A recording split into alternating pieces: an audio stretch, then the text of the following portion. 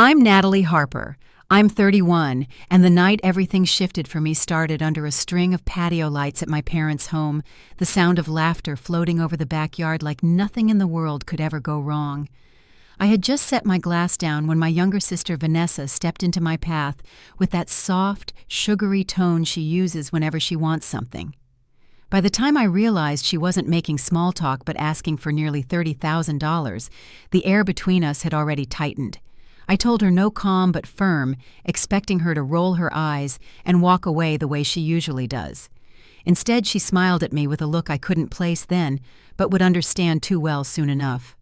And before the night was over, that smile would follow me all the way home. Before I go any further, let me know where you're listening from in the comments and tap the like and subscribe button if you've ever had someone mistake your kindness for something they could take advantage of. My story doesn't begin with that conversation by the dessert table, though it was the spark that lit everything that came next. It really begins years earlier, back when I believed my role in the family was something I had to earn. I grew up in a quiet suburb outside Raleigh, in a house where responsibility was praised, but only when it came from me. My parents weren't unkind, but they had a way of assuming I'd manage on my own. I paid for my first car, worked through college, and stepped into adulthood knowing no one was going to cushion my fall if I slipped. That wasn't something I resented. It just felt like the way things were supposed to be. Vanessa, on the other hand, lived in a different version of our home. She was the daughter who sparkled, the one whose ideas, even the ones that lasted less than a season, were met with encouragement and excuses. When a boutique job didn't work out, it was because the manager was threatened by her potential. When she decided to start a jewelry line, my mother bought supplies and my father cleared space in the garage, even though the whole project faded in a week. We were raised under the same roof, but with completely different expectations. Mine were steady. Hers shifted with every whim.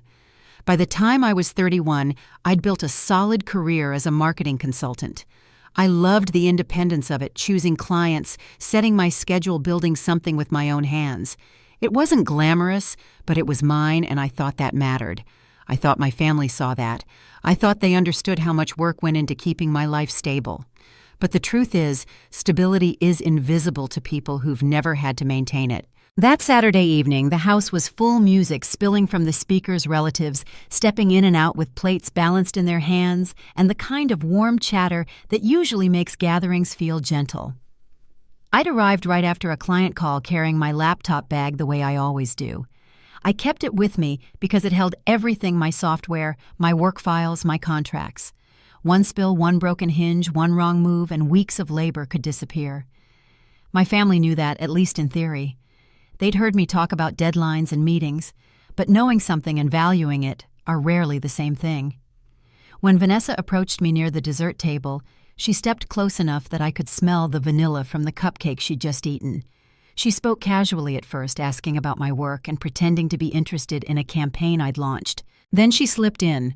The real reason she'd cornered me a pitch about her latest business idea, this time involving luxury wellness boxes, something she insisted would take off if she could just get the initial funding. $29,000.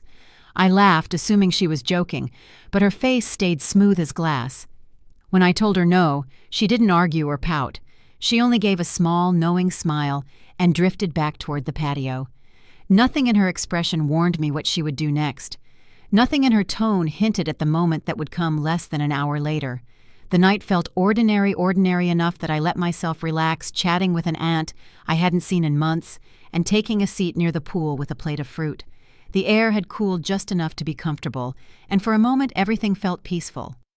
But peace doesn't last long when someone decides your boundaries are optional. I just reached for my water glass when I saw movement near the edge of the pool. Vanessa was standing there, back turned, holding something that caught the glow of the patio lights. It took a moment for my eyes to adjust. Then my heart dropped into a slow, heavy beat. She was holding my laptop. Not the case, not the bag. The laptop itself opened the screen, reflecting the water beneath it. She glanced over her shoulder, meeting my eyes with that same quiet smile she'd worn earlier, and in one fluid motion let the computer slip from her fingers. There was a soft splash, almost gentle, but it might as well have been an explosion. I didn't react at first. The world around me blurred out the conversations. the clink of glasses, the music looping from the speakers. All I could hear was the faint ripple of water, swallowing everything I worked for. My feet moved on their own. By the time I reached the pool, Vanessa was still standing there waiting, as if she expected a particular kind of response from me. Part of me wanted to ask why. Another part already knew. And as I pulled the dripping machine from the water, feeling its weight shift in my hands, I realized something I hadn't understood until that moment. Whatever was coming next, it wasn't going to be solved with an apology or a late-night phone call. This time, everything was about to change. When I stood up from the poolside water, still streaming from the ruined laptop in my hands, the sounds of the party seemed to drift farther away. The guests continued chatting as if nothing unusual had happened, and the lights reflected calmly across the surface of the water. Vanessa didn't move. She only kept that faint smile, the one she wears when she thinks she has already won. By the time I wrapped the drenched computer in a towel from one of the lounge chairs, she was turning toward the house as if the whole incident had been nothing more than a small spill. I followed her inside not because I wanted a confrontation, but because everything around me suddenly felt too loud to breathe.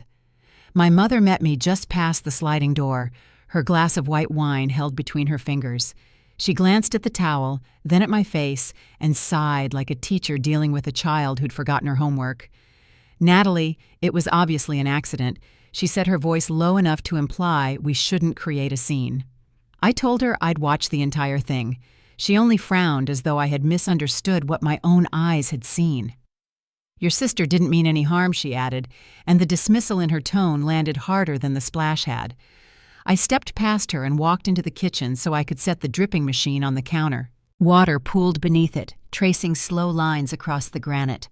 Vanessa wandered in a moment later, leaning against the doorway with a relaxed posture, like she hadn't altered the course of my evening or my work with a single careless gesture. "You're overreacting," she said, brushing her hair behind her ear. "It's just a laptop." Her words were quiet and casual, but they cut through the room with stark finality. I didn't answer. There wasn't anything left to say. The rest of the night passed in pieces. Someone asked if I wanted more iced tea.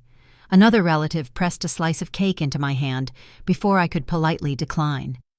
I sat in a patio chair for a few minutes, then wandered back inside, then returned outdoors again when the kitchen filled with chatter. Every time I caught sight of Vanessa, she looked strangely expectant, as if waiting for me to erupt so she could tell everyone how unreasonable I was being. Instead, I remained steady, the tension moving inward rather than outward, settling like a stone behind my ribs. By the time I reached my car later that evening, the air had grown cool, and the crickets along the fence line had begun their nighttime chorus. I set the towel-wrapped laptop on the passenger seat and drove home with the windows cracked just enough to pull in the faint scent of pine. The quiet helped, but only a little. Each mile seemed to stretch longer than the last, filled with thoughts I couldn't quite sort through. I knew the pattern well by now. Vanessa would cause the damage, then I'd be expected to soften the blow. She would place herself in the center, and everyone else would bend to keep her comfortable. It had always been that way, but holding that soaked computer in my lap reminded me I couldn't keep playing the same part forever. Back inside my apartment, I placed the laptop on a dish towel on the kitchen counter and switched on the small lamp by the stove. The warm yellow glow spread across the room, calm and steady, and I stood there for a long moment letting the silence settle. I didn't cry. I didn't throw anything or pace the floor. I just breathed slow and even until my thoughts lined up clearly enough to follow. Then I reached for my backup laptop and opened it. The first thing I did was sign out of every account. Not the usual logging out. This was the kind that removes all devices, erases remembered passwords, and forces a new beginning. Netflix, Amazon, Apple Music, Hulu, Spotify. One by one, each window flashed a message confirming the changes. It wasn't dramatic or vindictive. It was necessary, like locking your front door after someone has been walking in without knocking. Vanessa had been using my streaming and music accounts for years, ever since she first moved back home after leaving her job at the boutique. I had let it go, convincing myself it didn't really matter. But standing in my small kitchen, the image of the laptop disappearing beneath the water replayed again and again. That was the moment everything tipped. When the entertainment accounts were finished, I opened the dashboard for my financial services. The numbers were exactly where they should have been, but I still felt unsettled. I reviewed each account carefully, savings checking business, then added new alerts that would notify me of any unusual activity. The joint card my parents had added me to back when I was in college had never caused problems, but I locked it anyway. I wasn't going to leave any open doors behind me this time. It was nearly 2 a.m. when I closed the backup laptop and leaned back in my chair. The apartment was quiet, except for the faint hum of the refrigerator. I rubbed my hands together and felt the tension begin to ease just a little. These weren't grand gestures. They were small, practical choices that made me feel steady again. I cleaned the kitchen, washed the dish towel, and finally went to bed as the moonlight shifted across the floor. My phone buzzed early the next morning, its vibration cutting through the stillness before sunrise. I saw Vanessa's name on the screen and let it ring until it stopped. It rang again a few minutes later. This time, a text followed. "Why can't I log into Netflix?" she wrote. A second message appeared. "Amazon isn't working either. Did you change the password?" I didn't answer right away. Instead, I brewed a cup of coffee and sat at the table while the steam curled upward. When I finally replied, I kept it simple. "Yes, I changed them all. You don't pay for any of those services, so you won't be using them anymore." She didn't respond after that, but my mother called within the next quarter hour. She didn't say hello. "Natalie," she said, her voice clipped. "Vanessa says you've locked her out of everything. That's petty." I held the phone to my ear and let her words fall between us. "It's not petty," I said quietly. "It's boundaries." She exhaled sharply, the way she does whenever she's preparing to shift the responsibility back onto me. "Your sister made a mistake. It was an accident. You're supposed to help her, not punish her." I didn't argue. Arguing would only give her something to push against. Instead, I waited.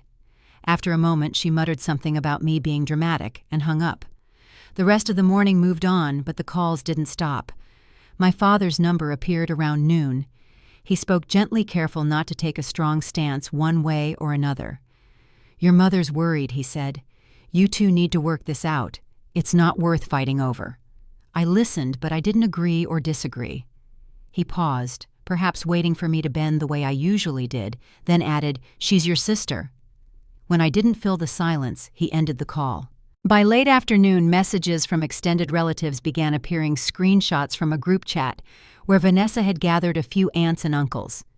She had framed the situation as though I were angry over something small, accusing me of holding grudges and changing passwords out of spite. One aunt described the behavior as typical. Another claimed money had changed me. Not one person asked if any part of her story was true. I set my phone down and folded my hands in my lap. I recognized the pattern as clearly as if it had been written on the wall. Vanessa paints herself as the injured party. My mother defends her. My father avoids the conflict. The rest of the family chooses the easiest version of the story, usually the one where I'm at fault. I stayed quiet, letting the tide move without me for once. When Vanessa called again that evening, I let the phone ring. I poured a glass of water, pulled my notebook from the drawer, and opened it to a blank page. The pen felt balanced between my fingers as I wrote the date in the corner. Then I began listing the moments that had led us here. Not out of anger, but because I wanted clarity. Each line steadied me more than the last. The credit card charges, the ruined dress, the professional photo she'd used without asking, the laptop. I wrote until the page filled, then turned to the next. Before I closed the notebook, I paused and looked at the words I had written. They were quiet, measured, and real. I didn't know exactly where things were heading, but I knew I wasn't going to return to the way things had always been. And as I set the notebook aside, I realized this shift wasn't about retaliation. It was about finally understanding that something had to change, and that change was going to begin with me. The morning after I filled those first notebook pages, the apartment felt unusually still. I moved through the rooms with a kind of deliberate calm, the same way I might approach a project that required precision. The sunlight came in soft stripes across the kitchen floor, catching the edges of the notebook I'd left open on the counter. I glanced at the list I had written and knew I wasn't finished. The laptop incident hadn't appeared out of nowhere. It was part of a long pattern I'd let slide again and again, and for the first time I wanted to see the full picture clearly. I made a fresh cup of coffee, sat down at the table, and pulled the notebook closer. Instead of jumping straight into the next task, I let the early quiet settle around me. There was something grounding about putting each memory onto paper, giving shape to moments I had brushed aside because confronting them felt too heavy at the time. Once the list stopped spilling into my mind, I opened my backup laptop and began organizing everything. Screenshots, emails, text messages, each piece landed in its own folder until the story started to form a structure on the screen. By early afternoon, I had printed several pages and set them in a neat stack beside the notebook. The sound of the printer humming in the background brought back an old habit from college when I would prepare study packets before midterms. The process was familiar, steadying, and it helped me move through the tension lingering from the previous day. I wasn't angry. That was the surprising part. I wasn't shaking or overwhelmed. I was focused. Later that week, I reached out to Taylor Grant, my college friend, who now worked in the legal department of a business association downtown. Taylor had always been straightforward, the kind of person who gave you the truth without dressing it up. I sent a message asking if she had time for a quick call about something hypothetical. She replied within minutes, offering a lunch break chat the following day. When I answered her call, I explained the situation in careful general terms. Someone had used another person's professional identity and resume to endorse a business pitch without consent. There was a pause on the other end before Taylor said, "That's not harmless.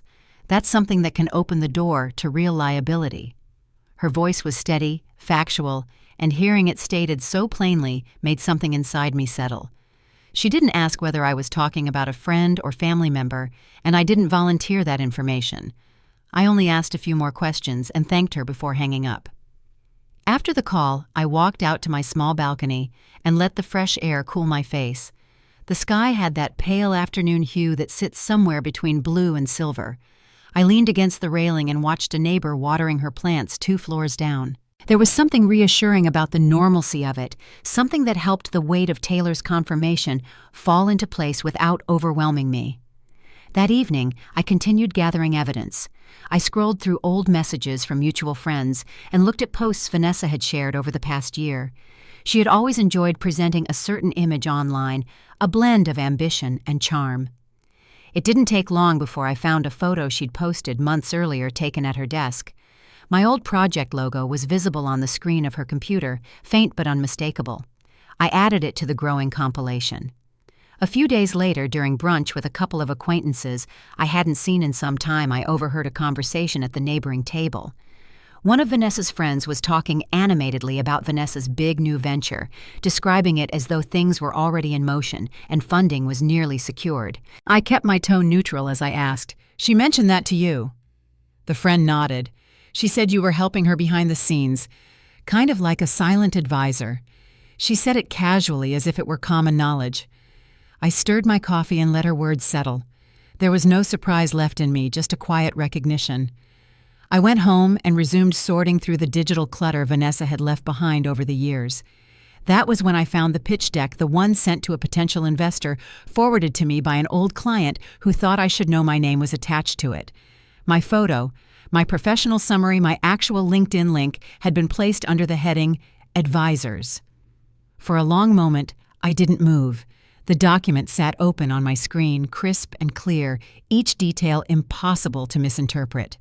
I saved it to a separate folder and continued gathering every related piece, emails, posts, messages from any corner I could find. I didn't rush. I didn't skim. I read everything carefully, making sure each connection was accurate.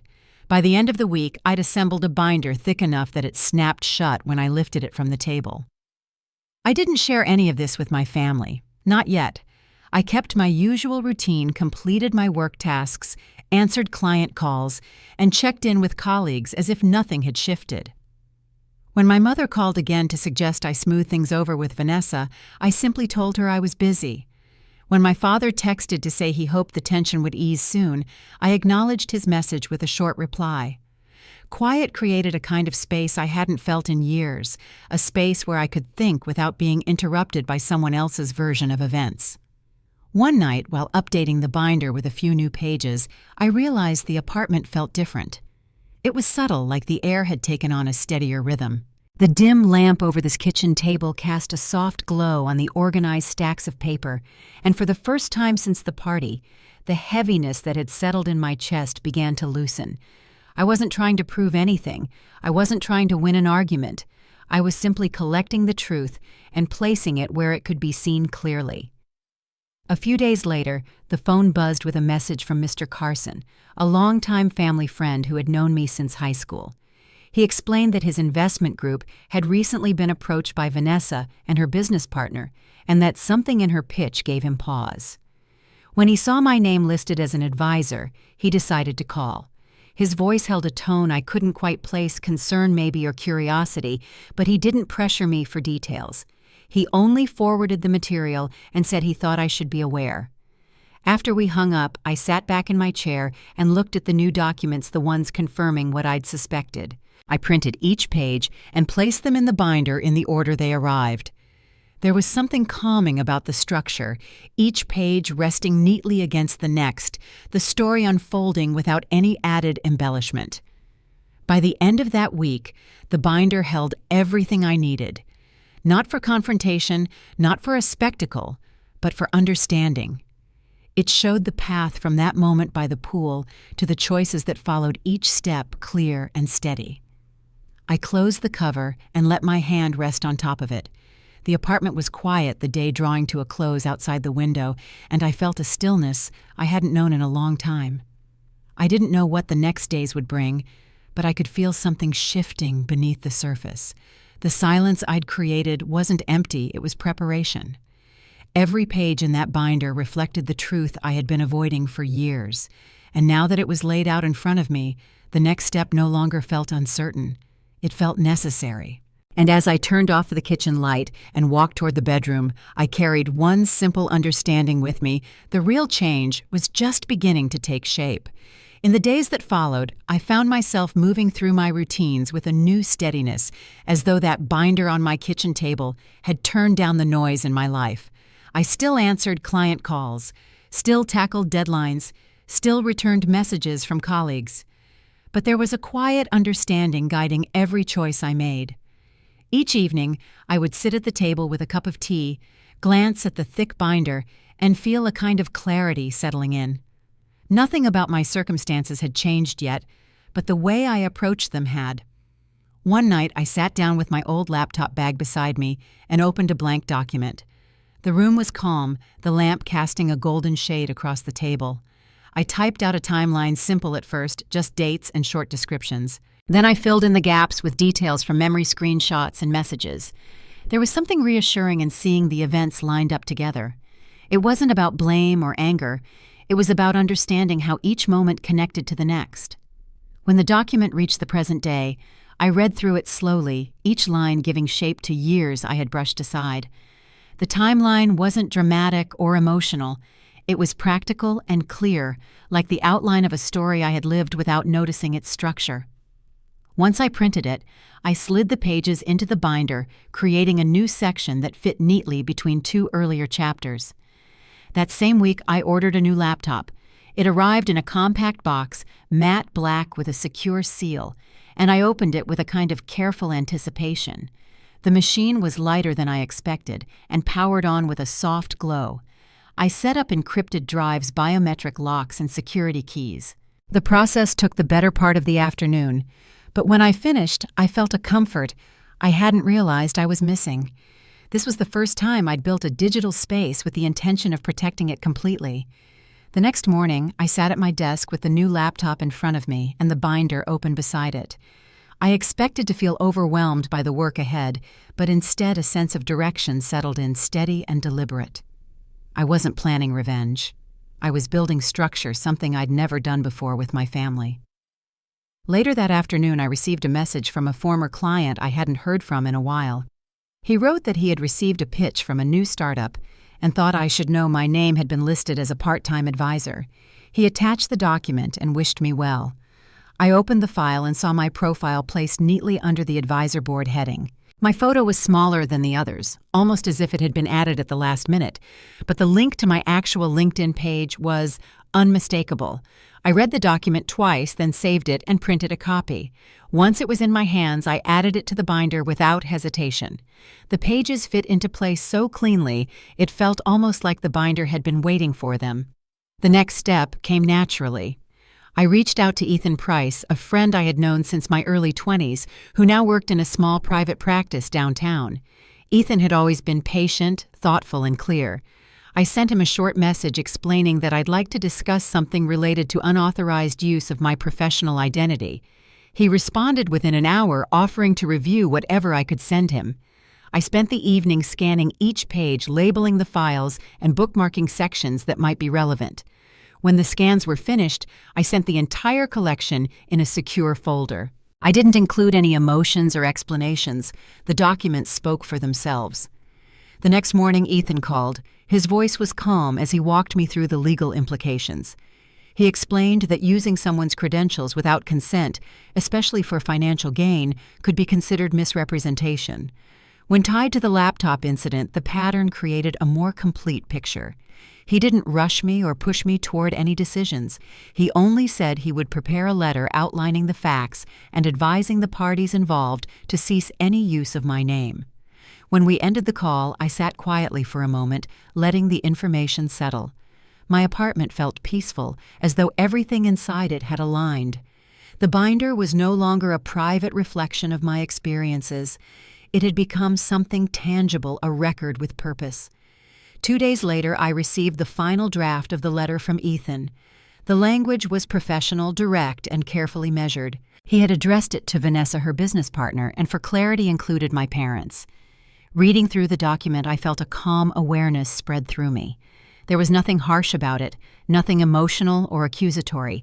It was simply a statement of facts. I reviewed the draft once more, then replied with my approval. The letters went out that afternoon.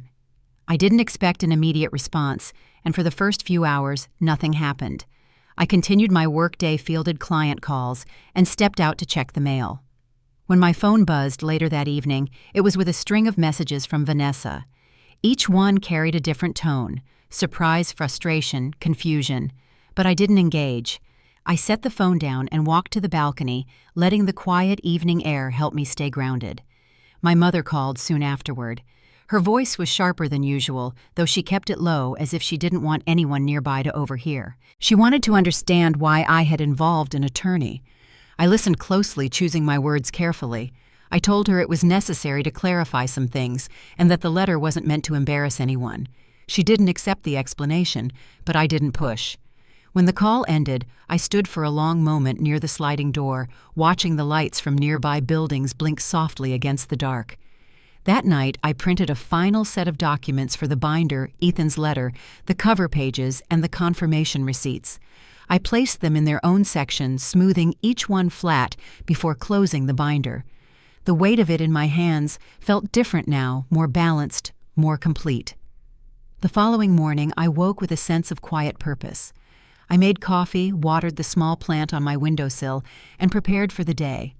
The sun was bright but gentle, casting long shadows across the floor. When I checked my phone, there were more messages from Vanessa, but none required a reply. Throughout the day, I worked as usual, but something in the rhythm had shifted. The tension that had lingered at the edges of my thoughts seemed to ease, replaced by a calm certainty that I had taken an important step. Not out of anger or retaliation, but out of clarity. That evening, I returned to the binder one more time. I opened it to the middle, ran my hand along the pages, and felt a sense of resolve settle in. Everything was where it needed to be. The story was no longer scattered across memories and devices.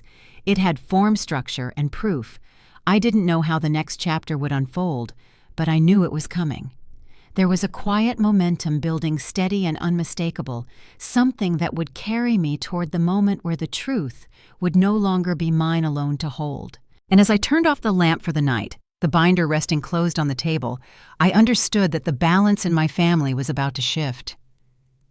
The morning after the letters went out, the air in my apartment felt unusually light, as if the tension that had been building for weeks had finally loosened its grip.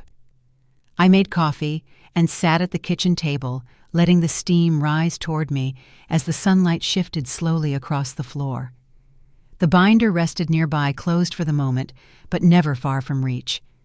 I didn't have a plan for the day, beyond tending to my work yet. Something in me felt different, steady, deliberate, ready for whatever came next. By mid-morning, I had settled into my tasks when my phone buzzed with a message from a mutual acquaintance.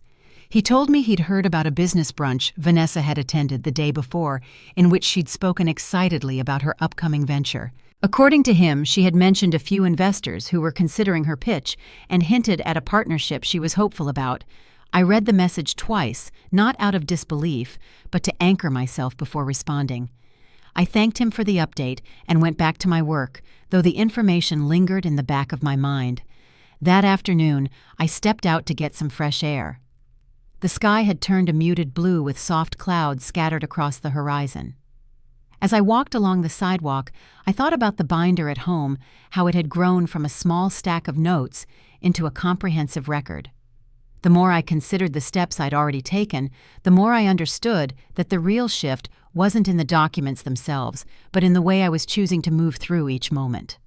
Later that week, I received confirmation from Ethan that the cease and desist letters had been delivered. He didn't elaborate, and I didn't ask for details. The certainty that the process had begun was enough. That evening, I opened the binder again and added a few notes from the responses I'd seen, short scattered messages from Vanessa that carried frustration and disbelief. I organized them calmly, placing each one in its appropriate section before closing the binder again. The next morning brought its own ripple of change. I awoke to several notifications, some from family, some from acquaintances.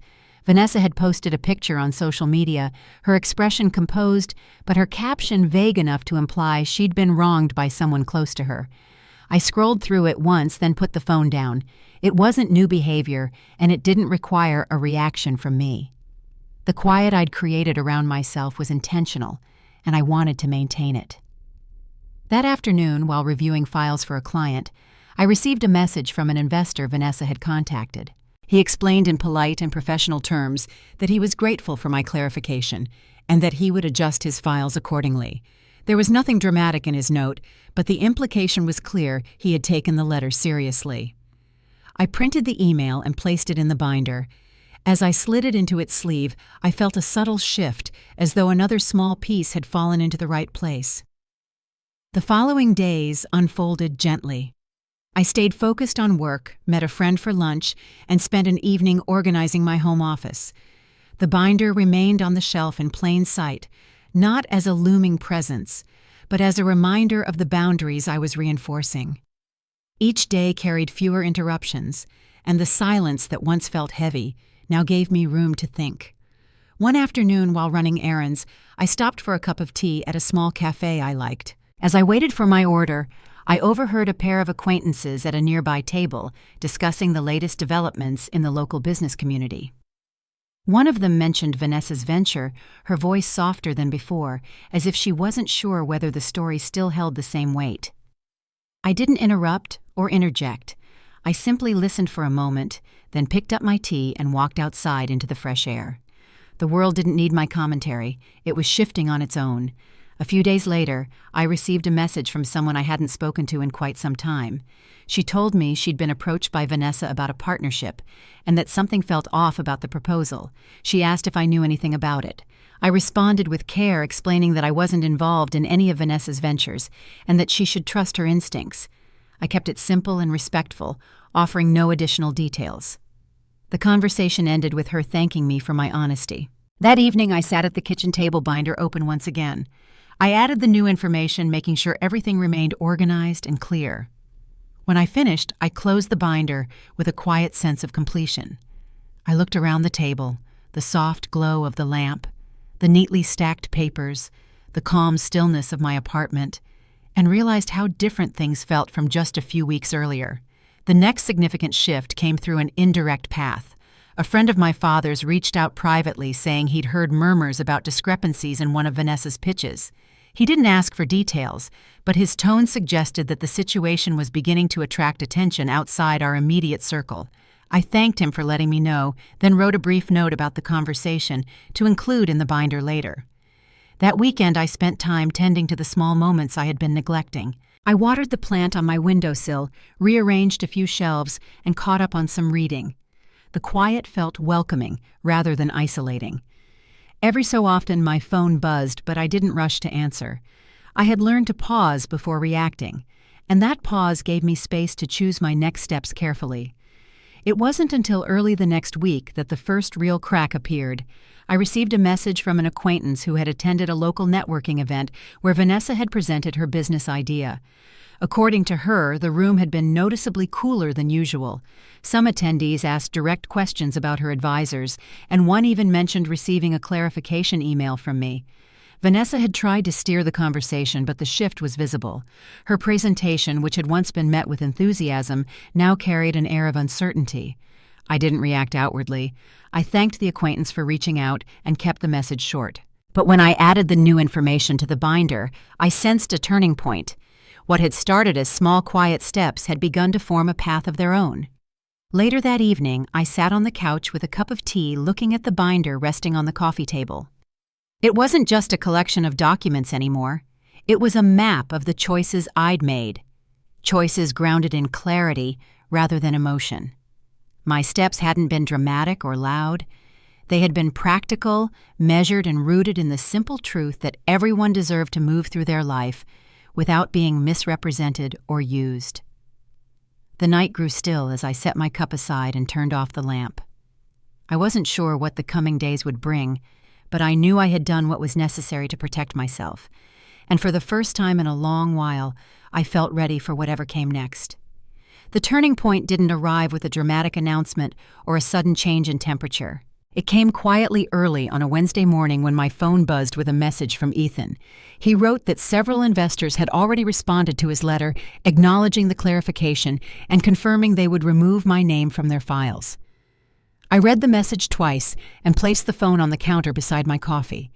The kitchen felt calm sunlight slipping across the cabinets in slow, familiar stripes.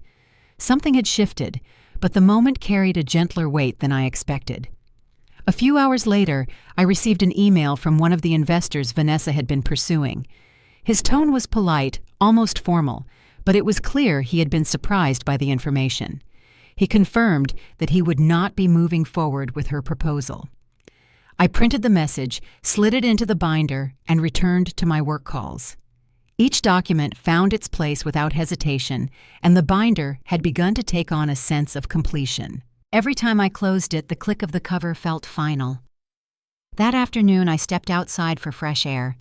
The day was warm with a faint breeze coming down the street. As I walked, I passed a neighbor tending to her front garden. She greeted me with a wave, and I stopped to admire the blooms. The moment was ordinary, quiet grounding. When I continued my walk, I thought about the steady progress unfolding behind the scenes, emails being updated, files, corrected conversations shifting. None of it required me to push or argue. It was simply moving piece by piece toward the truth. By early evening, another notification arrived. Vanessa's business partner had withdrawn. The message was brief, stating only that he no longer wished to be involved and that he believed it best for all parties to part ways. I sat at my desk, the binder open beside me, and let the information settle. I added the printed message to its section, smoothing the page with my hand before closing the binder. The silence that followed was different from the quiet I had created for myself. This silence came from the absence of Vanessa's usual confidence, the enthusiastic posts, the excited updates, the bold predictions. They had all gone still. The next day, while sorting through client files, a call came in from my aunt. She rarely contacted me directly, so seeing her name on the screen gave me pause. I answered, and her voice came through in a low, measured tone. She told me there had been tension at my parents' house the night before, and that Vanessa seemed unsettled. She didn't offer details right away, only hints about raised voices and a closed-door conversation. I listened quietly as she spoke her words, careful but revealing enough. When we ended the call, I sat at the kitchen table with the phone resting in my hand, letting the pieces arrange themselves in my thoughts. Later that afternoon, I printed a condensed version of the binder, The key pages, the clearest records, the timeline, the letters. I placed everything into a neat folder and wrote a short note on a sticky pad. Thought you should see the whole story. I placed the note on top and mailed the packet to my parents' home. I didn't add a return address. I didn't need to. 2 days passed without a word from my parents. I continued my routine, working, organizing, preparing meals, watering my plant, pausing every so often to let the quiet settle. The binder stayed on the shelf beside my desk, its presence steady and unassuming. When I checked my phone, there were fewer messages than usual. Vanessa had not reached out directly, and the family group chat remained unusually still. On the third day, the first ripple appeared. My aunt called again, her voice carrying a mix of hesitance and urgency. She told me my father had spent the previous evening at the dining table, going through the printed pages one by one. She said he didn't speak much while he read, only paused occasionally to take a breath or adjust his glasses. My mother sat nearby, quiet in a way that felt new to the household. When Vanessa walked in, my father asked her to sit. I listened to the description with a steady breath, hearing each detail in the same measured tone my aunt used. She told me that my father began with the timeline, reading it aloud, until Vanessa interrupted to say it had been exaggerated. He moved on to the screenshots, the pitch deck, the investor emails. Each time she attempted to explain, he turned the page and continued. My aunt said the room had held a stillness she couldn't describe, a silence that came from something settling into place. When my aunt finally said he told her to pack her things, the words came through with a soft shock. She explained that my father rarely raised his voice, but his decision had been firm. He spoke calmly, telling Vanessa that she had burned through too many chances and that it was time for her to take responsibility for her choices. My mother didn't interrupt. She stayed seated, hands folded, watching the exchange in silence. My aunt paused before adding, "I thought you should know." I thanked her and ended the call. I set the phone on the table and rested my hands in my lap. The apartment was quiet, the kind of quiet that comes when something long overdue has unfolded. That evening, I walked out onto my balcony as the sun dipped behind the buildings. The sky held soft streaks of pink and gold. I leaned against the railing and let the cool air brush across my face. I didn't feel triumphant or unsettled. I only felt a sense of clarity, as if a long-held weight had shifted into a place where I could finally set it down. The next morning, I learned through another relative that Vanessa had left my parents' house with 2 suitcases and a duffel bag. She hadn't said where she was going, and no one asked. The family chat grew quiet again, not with tension, but with an unspoken acknowledgement that they had seen the full story. The same relatives who had once jumped to defend her now stayed silent, unsure of how to approach the shift. Throughout the day, messages trickled in from acquaintances who had heard portions of what happened. Some asked if everything was all right. Others simply offered a brief note of understanding. I responded politely, keeping my answers steady and simple. I didn't share the details; those were already written in the binder and sent to the people who needed to see them. Later that afternoon, as I sat working at my desk, I felt a subtle change in the room. It wasn't something I could see or touch. It was the absence of the strain that had lived in my home for so long. The absence of the constant second-guessing that came from trying to navigate a pattern that had never been mine to fix. I closed my laptop and looked toward the quiet space where the binder rested. It no longer felt heavy. It felt like a record of clarity, a map that had guided me through the noise. As the sun dipped lower and the day moved toward evening, I brewed a cup of tea and sat near the window. The light outside softened, turning the room into a warm, quiet space. I didn't think about the next step or what might come after. For the first time in months, maybe years, I wasn't looking ahead or looking back. I was simply sitting in the moment, aware of the space I had created for myself. I knew there were still conversations to come, and I suspected the next few days would bring their own shifts. But for now, everything was still, and the path in front of me felt clearer than it ever had. In the days after Vanessa left my parents' house, the quiet in my world took on a different tone. It wasn't the stillness of waiting or the cautious pause before a next step. It was something more settled, like the air had finally stopped holding its breath. I moved through my routines without the heaviness that had lingered for so long. Each morning I made coffee and sat by the window watching the light change as the sun rose and the binder remained on the shelf steady closed and no longer demanding my attention. One morning near the end of that week, my aunt called again. Her voice was soft, clearer than it had been during any of our previous conversations. She told me things had grown tense in the family group chat. Vanessa's sudden departure had left space for questions no one seemed eager to answer. A few relatives had asked where she'd gone. Others wondered why my parents were so quiet. No one mentioned me directly, but the silence around my name felt noticeable. My aunt didn't push me for details. She only said she thought it was best that the truth had come to light. Later that day, I received a message from a coworker of Vanessa's former business partner. He explained he'd heard about the sudden collapse of their venture and wanted to verify whether I had ever been involved. His tone was professional, almost apologetic. I let him know calmly and briefly that I had no connection to the project.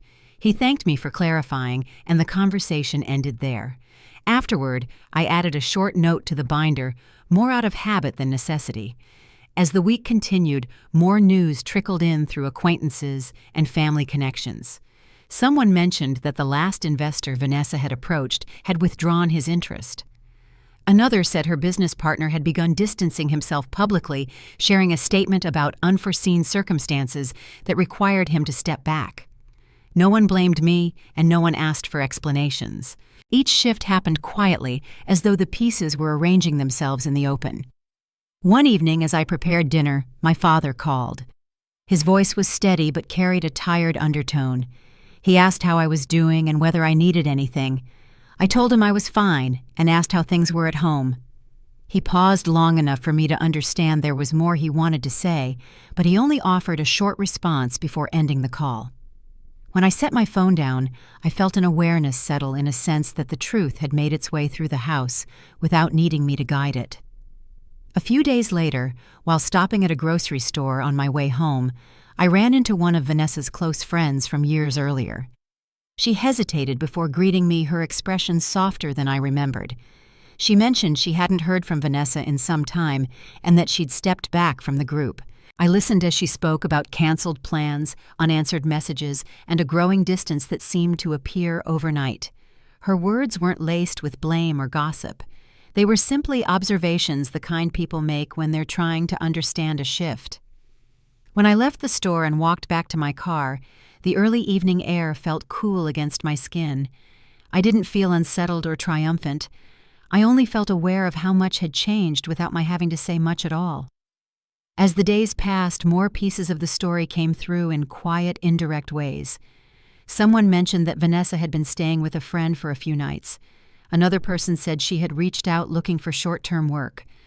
A mutual acquaintance said she'd declined a social invitation, something she rarely did. Each detail arrived without fanfare, and I received them with the same calm I had carried since the binder came together. One afternoon, while organizing a cabinet in my home office, I received a message from Mr. Carson, the family friend who had tipped me off earlier. He wrote that he had reviewed the documents again and appreciated the clarity I had provided. His tone held the same quiet respect it always had. I responded briefly, then returned to arranging the shelves, noticing how simple tasks felt easier now that the uncertainty had faded.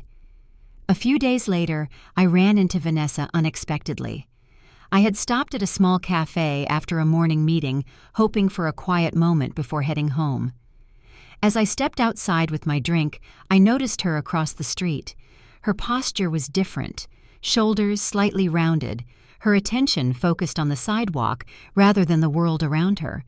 She wore a hoodie I recognized from old family gatherings, the fabric wrinkled and thin at the sleeves. She looked up briefly, and our eyes met for a single moment. There was no challenge in her expression, no sharpness or defiance.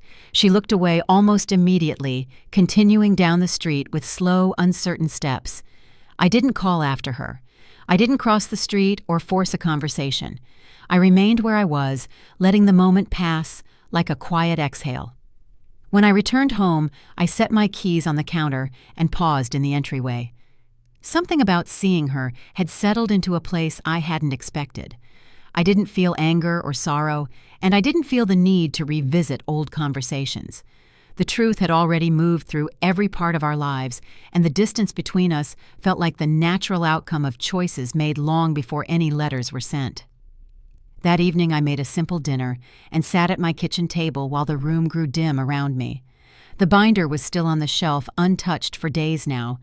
I realized I didn't need to add anything more. The story it held was complete, not because each thread had been tied neatly, but because the truth stood on its own without further explanation. The family group chat remained quiet for the rest of the week. A few cousins sent photos of their children or shared news about weekend plans, but there were no questions about Vanessa or her business. It was as though the family had collectively stepped back, unsure of where to land next. I didn't mind the silence. It felt like a space that allowed everyone to see things clearly for the first time. One evening, as I sat near the window watching the sun set, my mother sent a short message. It was simple, just a note, hoping I was well. There was no mention of recent events, no requests, no questions. I replied with a brief greeting, and the conversation ended there. It was the closest thing to peace we had shared in a long time. The next morning I brewed a fresh cup of coffee and stood near the window watching the light stretch across the buildings. I felt a sense of quiet resolution settle in a recognition that the hardest part was behind me. The consequences had taken their course not through anger or confrontation, but through the steady unfolding of truth. As I placed my mug on the table and prepared for the day ahead, I understood that the final chapter wasn't about confrontation or fallout. It was about the space I had created for myself and the life I was stepping into, without the weight of old patterns pulling me back. And in that calm morning light, I knew exactly how I wanted to move forward.